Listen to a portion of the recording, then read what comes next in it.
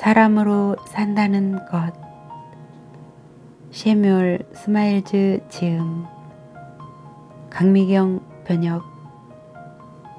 출판사 느낌이 있는 책.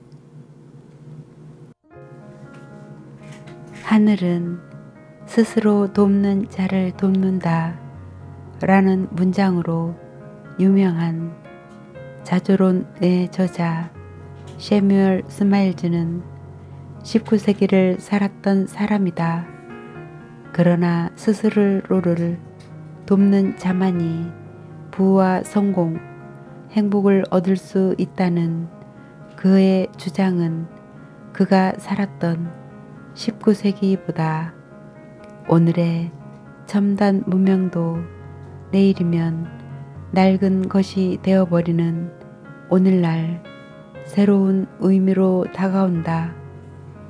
그는 자신의 저서를 통해 불굴의 의지, 근면이라는 미덕으로 가난과 역경을 이겨내고 성공에 이른 노동자, 과학자, 정치가, 예술가 등 다양한 계층, 수많은 사람들이 자신의 운명을 개척한 이야기를 들려주면서 신분의 한계, 능력을 뛰어넘는 의지의 힘을 증명해 보여준다. 삶이란 자신을 망치는 것과 싸우는 것이라고 한다. 스마일즈와의 만남을 통해 자신과의 싸움에서 이기는 사람, 스스로를 돕는 사람이 되기를 기원한다. 제1장 일과 인생. 노동은 단지 먹고 살기 위한 수단 그 이상이다. 인간은 이를 통해 자제심과 집중력, 적응력, 인내심 등을 키우고 단련시켜 간다. 뿐만 아니라 노동을 통해 목표에 필요한 전문 기술을 향상시키고 재능을 기를 수 있을 뿐만 아니라 일상에서 부딪히는 어려움들을 해결할 수 있는 응용력도 피우게 된다. 인생이 언제나 금요일은 아니지. 일은 생존의 법칙이다. 누구든 살아가기 위해 일을 하지 않으면 안 된다. 또한 삶을 즐기고 싶다면 어떤 방법으로든 일을 해야 한다. 어떤 면에서 일을 한다는 것은 괴로운 일이고 형벌처럼 느껴질지도 모른다. 그러나 동시에 자랑이기도 하며 명예이기도 하다. 일을 하지 않고서는 어떠한 목표도 성취할 수 없다. 인간이 이루어낸 위대한 것들은 모두 노동을 통해 비로소 완성되었으며 문명은 노동의 산실이다. 일을 하지 않는다면 아담의 자손들은 한순간에 도덕적으로 타락하고 말 것이다. 게으름은 재난과도 같다. 아무리 강력한 쇳덩어리라도 방치해두면 녹에 부식되는 것처럼 대만은 한 사람의 생애를 좀먹고 나아가 국가를 좀먹는다. 페르시아를 정복한 뒤 그들의 생활을 목격하게 된 알렉산더 대왕은 페르시아인들이 쾌락을 추구하는 생활만큼 천한 삶이 없고 일에 몰두하는 생활만큼 고귀한 삶이 없다는 사실을 잘 알고 있는 것 같다고 말했다. 영국이 로마의 속국이었을 때 로마 황제 세베루스는 요크셔 주에 있는 언덕의 기슭에서 삶의 최후를 맞아야 했다. 그는 부하들에게 다음과 같은 최후의 말을 남겼다. 게으름은 죄악이다. 로마군의 지휘관이 권위를 유지하고 확장시킬 수 있었던 것은 쉬지 않고 일하는 모습을 보여주었기 때문이다. 당시 로마 국민들은 농촌에서의 평범한 노동이 고위 관리의 일만큼이나 중요하다고 생각하고 있었다. 로마의 유명한 저술가 플리니우스는 로마군의 지휘관들과 부하들은 전쟁이 끝나면 고향으로 돌아가 다시 쟁기를 잡는 일상으로 돌아갔다고 기술하고 있다.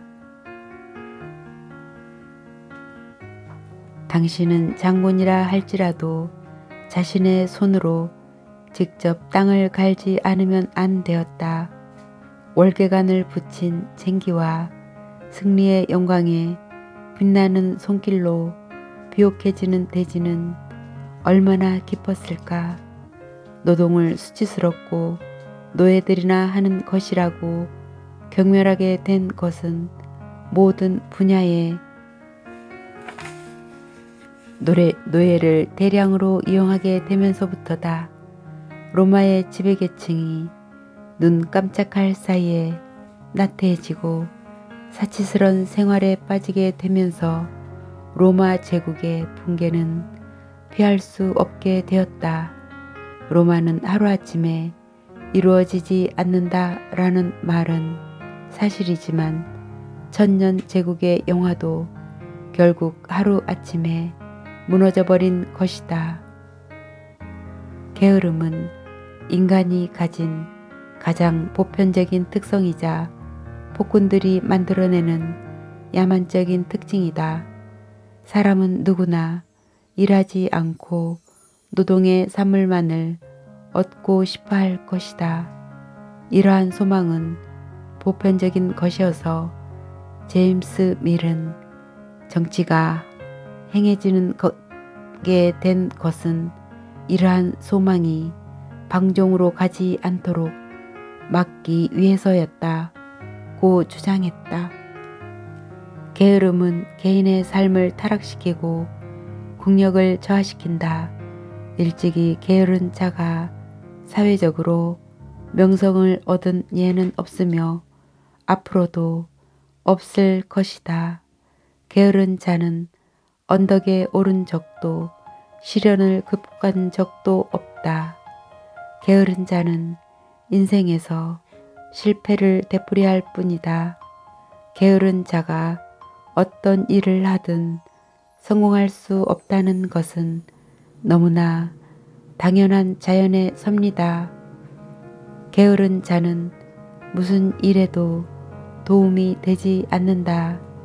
그들은 언제나 우울한 표정으로 불평을 늘어놓는다. 게으른 자는 사회적으로는 성가스럽고 부담스러운 존재다. 사무엘 존슨은 탐험가 버튼의 책을 읽고 싶어 평소보다 2시간 일찍 일어나서 읽었다고 한다.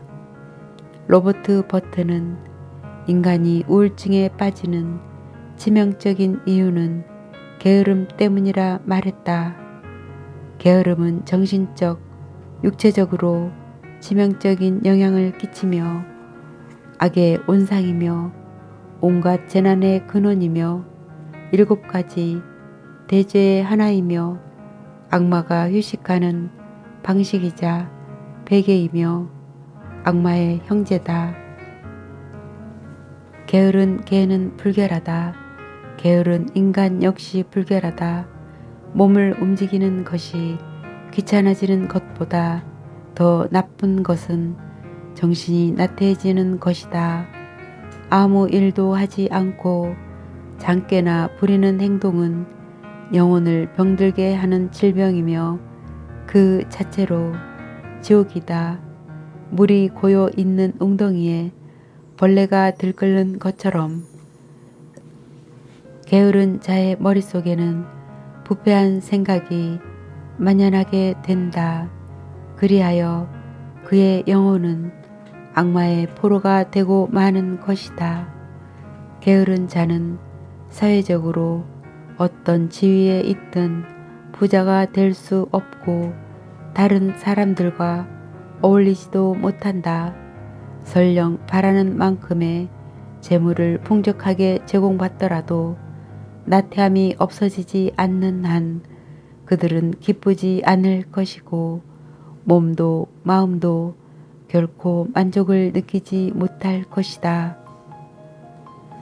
부족한 표정으로 초조함과 불만을 늘어놓고 눈물을 흘리며 한숨을 쉴 것이다. 자기의 처지를 한탄하며 온통 의심의 눈으로 세상을 바라볼 것이다. 그리고는 어디론가 가버릴까? 죽어버릴까? 어리석은 몽상의 세계에서 헤어나오지 못할 것이다. 버트는 마지막으로 다음과 같이 말했다. 다정한 사람은 자기의 행복을, 우울증에 걸려 있는 사람은 심신의 건강을 이 짧은 가르침에서 찾아주기 바란다. 고독과 게으름에 굴복하지 말라. 고독에 정복되지 말라. 게으름 피우지 말라. 게으른 사람이라고 해서 하나부터 열까지 모든 면에서 게으른 것은 아니다. 몸은 움직이기 싫어하면서도 머릿속 생각은 게으르지 않을 수 있다. 그러나 곡식을 거꾸지 않는 땅에는 대신 엉겅퀴가 자라게 된다. 게으른 자가 걷는 인생길 역시 엉겅퀴로 무성할 것이다. 진정한 행복은 몸과 마음의 기능이 효율적으로 활동해야 얻을 수 있다. 사람을 정말로 지치게 하는 것은 고단한 노동이 아니라 아무것도 하지 않을 때이다. 일을 하면 정신적 피로나 고통이 생길지는 모르지만 게으름을 피우면 정신이 황폐해진다. 그리하여 현명한 의사들은 병에는 일을 하는 것이 가장 좋은 치료법이라고 주장하기도 한다. 마샬 홀 박사는 이렇게 경고한다. 인간에게 가장 위험한 것은 할 일 없이 보낸 시간이다. 또한 프랑스 마이엔스의 대교주는 입버릇처럼 말하곤 했다. 사람의 마음은 맷돌과 같다. 밀을 넣고 맷돌을 돌리면 밀가루가 되어 나온다. 하지만 밀을 넣지 않고 맷돌을 돌리면 맷돌이 망가지고 만다. 게으른 인간은 습관적으로 핑곗거리를 찾는다. 행동은 하지 않고 변명만 늘어놓는다. 길가에 사자가 있어 너무 힘들어서 언덕을 넘을 수 없을 것 같다. 해봤지만 소용없어. 노력해봐야 시간 낭비야 라고 말한다. 그와 반대로라면 모든 사람들은 자신이 잘할 수 있는 일만을 하고 있다는 것이다. 그리고 만약 어떤 사람이 어떤 일을 하지 않는다면 능력과 재능이 없다는 증거인 셈이다. 정말 그런가? 이러한 궤변은 자신의 게으름을 합리화하려는 변명에 불과하여 그저 일하려 하지 않으려는 욕망의 표출일 뿐이다. 게으른 사람의 지루한 인생, 손에 넣을 만한 가치가 있는 것은 그것이 어떤 형태의 것이든 대가를 지불하지 않으면 진정한 의미에서 자기 것이라고 할 수 없다. 그러한 사실을 인정한다면 강인한 사람이 되겠지만 노력도 하지 않으면서 무엇인가를 얻으려 열망하기만 한다면 그 사람은 나약해질 뿐이다. 여가마저도 일의 결과로 얻어진 것이 아니라면 진정 즐겁지 않다. 일을 하지 않고 얻어진 여가는 아직 대금을 지불하지 않은 것과 같다. 일은 어디에나 있는 것이며 일을 하면 당연히 여가가 기대된다. 일을 하지 않고 얻은 여가는 맛있는 음식을 과식하는 것과 별반 다를 게 없다. 할 일이 없거나 혹은 일이 있어도 하려고 하지 않는 게 게으른 사람에게는 그가 부자든 아니든 따분하고 지루한 인생을 보내게 될 것이다. 바스티유 감옥에 8번이나 투옥되었던 감상적인 남자의 오른쪽 발에는 이러한 문신이 새겨져 있었다. 과거는 나를 비웃고 현재는 나를 괴롭히고 미래는 공포다. 세상의 게으름뱅이들이 좌우명으로 하기에 딱 어울리는 말이다. 어떤 계층에 속해 있든 어떤 상황이든 근면은 의무다. 신이 각자에게 주신 환경 안에서 마땅히 해야 할 일이 있다. 가난한 사람도 부자도 예외는 없다. 설사 훌륭하고 부유한 가정에서 태어나 훌륭한 교육을 받고 막대한 재산을 상속받다 해도 자신의 행복을 위해 노력해야 할 의무가 있다. 자신을 인간답게 살아갈 수 있도록 뒷받침해주는 사회에 보답도 하지 않고 먹고 입는 것을 타인의 노동에 의지한다거나 보살핌만을 받는다면 진정한 만족감을 얻을 수 없다. 성실한 사람이라면 함께 먹고 마신 후 값을 지불하지 않는 것에 마음이 불편할 것이다. 게으름은 명예도 아니고 특권도 아니다. 단지 소비하는 것만으로 만족을 느끼는 사람들도 있지만 인격적이고 성실한 사람이라면 게으름이 진정한 명예나 존엄과는 결코 어울리지 않는다는 것을 알고 있을 것이다. 신학자 다비 백작은 교회를 방문했을 때 다음과 같이 말했다. 일하지 않는 사람은 아무리 그 사람이 사랑스럽고 존경스러운 사람이라고 해도 행복하게 살 수 없다. 노동은 인생 그 자체다. 당신이 무엇을 할 수 있는지 내게 들려준다면 당신이 어떤 사람인지 말해줄 수 있다. 자기 일에 대한 애정이야말로 저속하고 야비한 취미로 치우치려는 본성을 명예롭게 지켜주는 최선의 예방책이다. 특히 일을 사랑한다는 것은 대수롭지 않은 고민이나 지나친 자기애에 빠져 발생하는 초조함을 해소하는 최선의 수단이기도 하다. 시련이나 고민에 부딪히면 자기만의 세계로 도망치는 것 의외에 달리 방법이 없다고 생각하는 사람들이 있을 것이다. 그러나 많은 사람들이 이 방법을 시도해 봤지만 결과는 항상 마찬가지였다. 누구도 근심과 노동으로부터 자유로울 수 없다.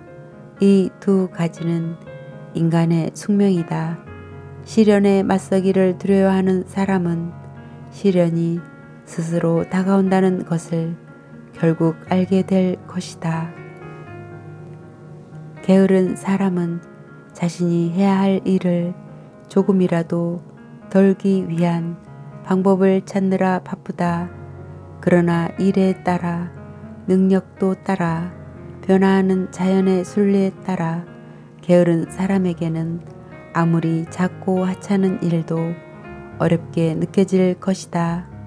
자기만 만족스러우면 그만이라고 생각하고 있는 사람은 머지않아 어떤 경우에도 만족하지 않는 병적인 자신을 발견하게 될 것이다. 책임을 회피하려는 나약함 역시 그에 상응하는 대가를 치르게 된다. 중대한 일에 관심을 기울이지 않으면 사소한 문제도 커져버리고 만다. 그뿐인가 인간다운 참된 생활을 위해 쓰여지도록 준비된 에너지는 쓸데없는 고민으로 점점 소모돼 버린다. 비록 천한 일이라도 자신이 좋아하는 일이라면 지속적으로 할 수 있는 유익한 일이 있어야 한다. 일하지 않는 자는 노동의 대가로 주어지는 기쁨을 맛볼 수 없다.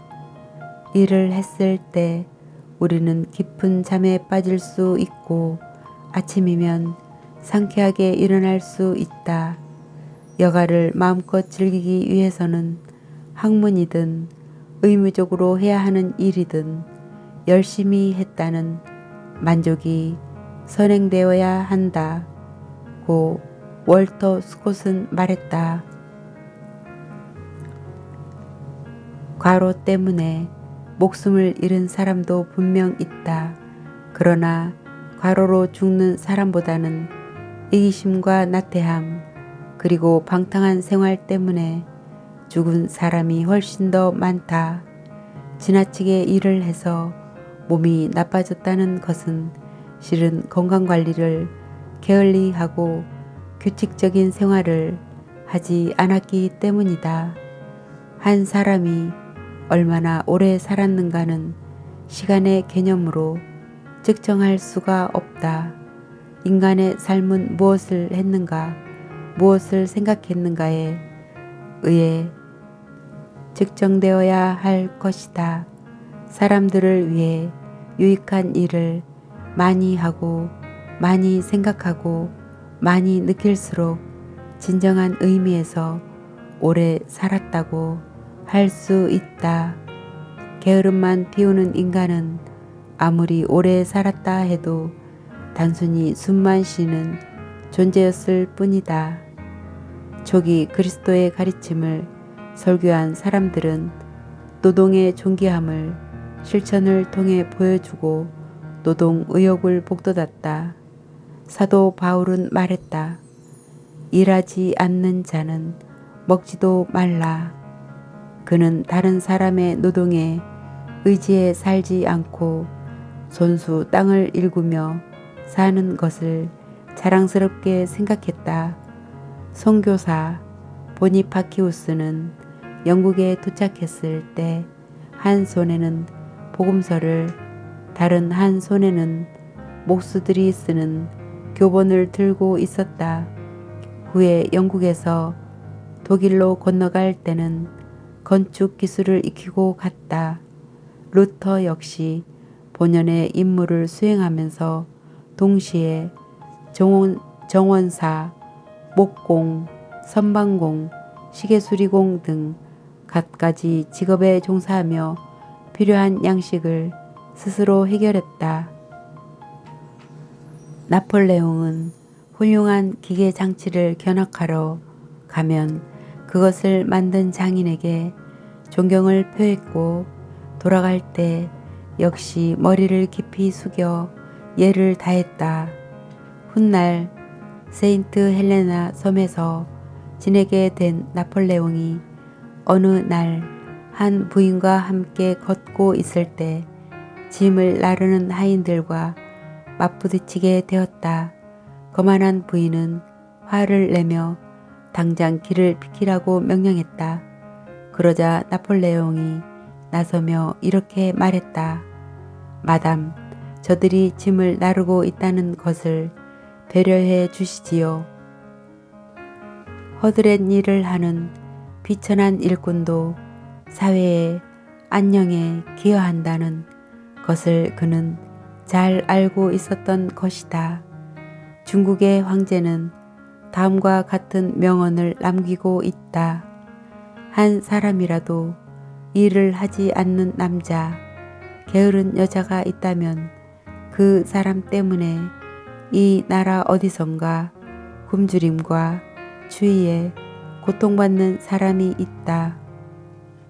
무엇이든 지속적으로 유익한 일을 하는 습관은 남성뿐만 아니라 여성에게서도 안녕과 행복을 제공해주는 중요한 조건이다. 일하지 않는 여성, 할 일이 없는 여성, 두통과 히스테리를 수반하는 우울증과 무기력감의 포로가 되기 쉽다. 한 어머니는 이런 무기력 상태에 빠져서는 안 된다고 결혼한 딸에게 주의를 주고 있다. 휴일날 아이들이 모두 밖으로 나가버리면 무엇을 해야 할지 몰라서 대낮에 부엉이처럼 무기력해져서 멍하니 있을 때가 있지. 하지만 젊은 부인들이 그런 기분에 휩쓸려서는 안 돼. 가장 좋은 건 열심히 일을 하는 거야. 무엇이든 좋으니 좋아하는 일에 몰입해라. 게으름은 악마가 걸어놓은 덫이란다. 유익한 일을 지속적으로 하는 것은 육체뿐만 아니라 정신도 건강하게 한다. 게으른 자는 질질 끌려가듯이 인생을 걷고 있으며 비록 성격이 좋아 도덕적, 정신적으로 세멸하지 않더라도 깊은 잠에 빠져 움직이려고도 하지 않는다. 그러나 활력이 넘치는 사람은 자신의 영향력 범위 안에 있는 사람에게 생동감과 기쁨을 주는 근원이 되는 것이다. 젊은 시절의 수고와 인내는 한 사람의 영혼을 보다 견고하게 만든다고 폴러는 말했다. 성가시고 단조로운 일이라도 아무것도 하지 않는 것보다는 유익하다. 시인 찰스 램은 동인도 회사에 근무하고 있었는데 매일 정해진 단조로운 일만 계속하다가 마침내 그 일에서 해방되자 마치 하늘을 나는 것 같은 기분이었다. 앞으로 10년 동안은 1만 파운드를 준다 해도 저 감옥에서 세월을 허비할 생각은 없다. 그는 감격스러운 마음을 이렇게 표현했다. 편지 한 장도 쓸 수 없을 정도로 그동안 내 마음은 안정을 누리지 못했다네. 나는 이제 자유의 몸이네. 바람처럼 자유롭게 앞으로 50년은 더 살 것이네. 그리고 2년이 흘렀다. 2년은 그에게 너무 길고 따분한 시간이었다. 램의 사고방식은 그 사이 완전히 바뀌었다. 정해진 일상과 반복되는 노동이 자신에게 얼마나 유익했는지 깨닫게 된 것이었다. 예전에는 친구였던 여유가 지금은 적이 되었다. 그는 친구에게 다시 편지를 썼다. 일하지 않는 삶은 과로로 보내는 일상보다 훨씬 더 불편하네. 지금 나의 영혼은 나 자신을 희생물로 하고 있지. 나는 세상 어떤 일에도 흥미를 잃고 말았네. 절망한 인간에게는 빗물조차 떨어지지 않는 모양이야. 나는 지금도 시간이라는 괴물과 피투성이가 되도록 싸우고 있네. 그런데도 하느님은 아무 말씀도 없군.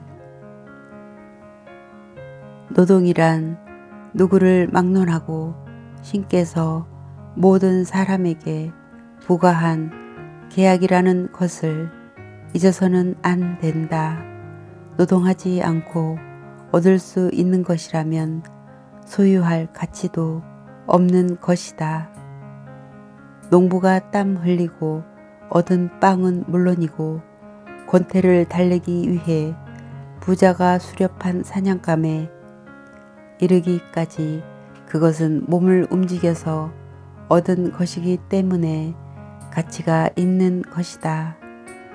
땅을 잘 경작하지 않으면 보리가 자라지 않는 것과 마찬가지로 노동하지 않으면 지식의 씨앗도 마음에 뿌리를 내리지 않는다. 생의 봄을 게으르게 보내면 여름은 의미 없이 헛되이 지나갈 것이고 가을에 수확할 것이라고는 왕겨밖에 없다. 인생의 거울인 노년은 처량하고 쓸쓸해질 것이다.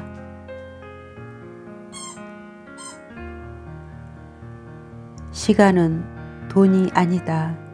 시간은 인생이다. 일에 필요한 자질과 능력은 타인과 적극적으로 접촉하고 교류하면서 점점 향상되어 간다. 그 일이 가정을 꾸려나가는 것이든 국가를 다스리는 것이든 구분할 필요는 없다. 왕은 수고로 나라를 다스린다. 힘은 일하는 사람에게만 주어진다. 게으른 자는 항상 무력하다. 근면한 사람만이 세상을 지배한다. 가장 이상적인 교육은 일에 열중하고 근면하게 일하는 습관으로 정신을 단련하고 기질을 키워주고 활동력을 불어넣는 것이다. 사유 능력은 왕성한 사고력을 필요로 하지만 실무 능력은 적극적인 활동에 달려있다. 노련한 업무 능력을 갖춘 사람은 일하는 것이 습관이 되어 있기 때문에 아무것도 하지 않고 가만히 있을 수가 없다. 설령 사정이 있어 업무를 할 수 없을 경우에도 곧 다른 일에서 자기가 설 자리를 찾는다. 몸을 가꾸듯 마음도 가꿔야 한다. 부지런한 정치가들은 일을 마친 후 펜을 잡고 글을 쓰며 여가를 즐겼다. 일을 하면 육체의 건강뿐만 아니라 정신 건강에도 좋다. 인간의 지적 능력은 육체에 의해서 지탱되고 보호된다. 또한 신체 기관을 적극적으로 움직일수록 건강에는 좋다. 빈둥거리는 인생이야말로 건강에 해롭다. 열심히 일하며 사는 것보다 무의도식하는 생활이 훨씬 빨리 인간을 소모시키기 때문이다. 지나친 정신노동 역시 건강을 해친다. 체력의 한계를 넘어 놀라운 기량을 보여주기 위해 과욕을 부리거나 근육이나 등골을 다치고 마는 체조 선수처럼 두뇌 노동자도 도를 넘으면 신경이 피로해져서 밸런스가 무너지고 마는 것이다. 근심거리는 과도하게 일을 하는 것보다도 몸과 마음을 더 지치게 한다. 삶은 일상적 의무의 연속이고 삶의 의미는 어디에나 있는 평범한 의무를 실행하는 데 있다. 가장 영향력 있고 가치 있는 미덕은 일상에 필요한 미덕이다. 고결한 인격은 사람이 마땅히 갖추어야 할 가장 고귀한 본성이다. 고매한 인격이야말로 가장 이상적인 인간상을 보여주기 때문이다. 중요한 것은 지성의 힘에서 비롯되는 천재성이 아니라 양심의 힘에서 우러나는 인격이다. 인생을 지배하는 가장 중요한 수단은 지성이 아니라 양심이기 때문이다. 시인이면서 성직자였던 조지 허버트는 선한 삶은 산더미 같은 학문에 필적할 만한 가치가 있다고 말했다. 아무리 위대한 학문이라도 도덕적인 선과 양립하지 않는다면 의미가 없다는 것이다.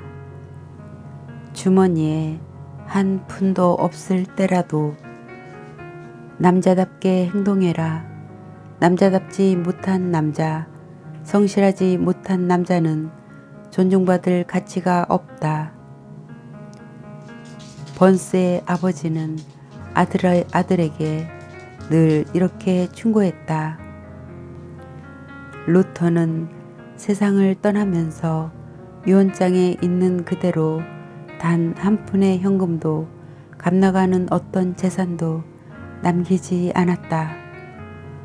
그는 고결한 도덕심을 가지고 있었고 때문에 사람들은 어떤 군주보다도 그를 존경했다. 인격은 재물보다 중요한 재산이다. 인간은 부자가 되거나 위대해질 의무는 없다. 현명해질 의무도 없다. 그러나 모든 인간은 성실할 의무가 있다. 벤자민 루드야드는 이렇게 말했다. 공적인 생활뿐만 아니라 사생활에서도 보편적인 양식을 몸에 익혀두는 것이 도움이 된다. 경험에 의해 키워지고 선의에서 비롯된 양식은 실용적인 지혜를 낳는다. 어떤 의미에서 선이란 세속적인 것과 영적인 것이 합일된 최고의 지혜를 낳는다. 훌륭한 인격을 타고나는 사람은 없다. 누구라도 스스로 노력하지 않는 사람이 존경받는 경우는 없다. 인격적인 사람은 신중하게 자신의 나아갈 길을 선택하고 명성보다는 의무를 중요하게 생각하고 세속적인 평판에 좌우되지 않고 양심에 따라 행동한다. 인격의 뿌리가 되는 의지, 인격의 줄기인 지혜가 없다면 인생은 방향타 없이 표류하는 배처럼 막연해질 것이다. 무엇 때문에 살고 있는지 허무해질 것이다. 흐르는 물의 힘은 물레방아를 돌리지만 괴어 있는 웅덩이는 썩는다. 확고한 의지를 갖고 숭고한 목표를 지향한다면 인격을 구성하는 요소들이 작동하기 시작하고 어떤 희생을 치르더라도 기꺼이 그 목적을 수행하려는 자세가 갖춰진다. 인격자는 양심적이다. 자신을 진심으로 존중한다면 양심의 원칙에 따라 말하고 행동하며 일한다. 존중하는 마음은 개인뿐만 아니라 가정과 국가의 발전을 위해서도 없어서는 안 되는 중요한 요소다. 위대한 지도자들에게는 다른 사람을 긍정적으로 이끌어가는 아름답고 강인한 인격이 있었다. 위대한 지도자는 자석이 쇠를 끌어당기듯이 자기와 인격이 닮은 인간을 끌어당기는 힘이 있다. 열정은 주의를 전염시킨다. 용감한 인물은 유약한 사람에게 용기를 북돋아 준다. 그리고 당연한 것이지만 사람들은 그 인물을 본받으려는 소망에 사로잡힌다. 평범한 사람들이 위인을 숭배하고 존경하는 것은 당연한 일이다. 그들은 도덕적인 규범을 존중하고 인간의 존엄성을 준수한다. 그리고 인생에서 가장 가치 있는 목표와 이상으로 마음을 채우면서 과거와 현재를 이어주고 미래의 목적을 달성하도록 도움을 준다. 모세, 다윗, 플라톤, 소크라테스, 크레노폰, 세네카, 키케로, 에픽테투스는 무덤 안에서 지금도 여전히 우리들에게 말을 건네고 있다. 그들의 목소리와 정신은 당시에는 존재하지는 않았었던 다른 나라의 언어로 바뀌어 낯선 시대에 전해지면서도 여전히 사람의 마음을 끌고 인격을 형성하는 데 영향력을 행사하고 있다. 그들은 살아있는 표본으로서 자신을 따르려는 자를 격려해주고 용기를 북돋아 준다.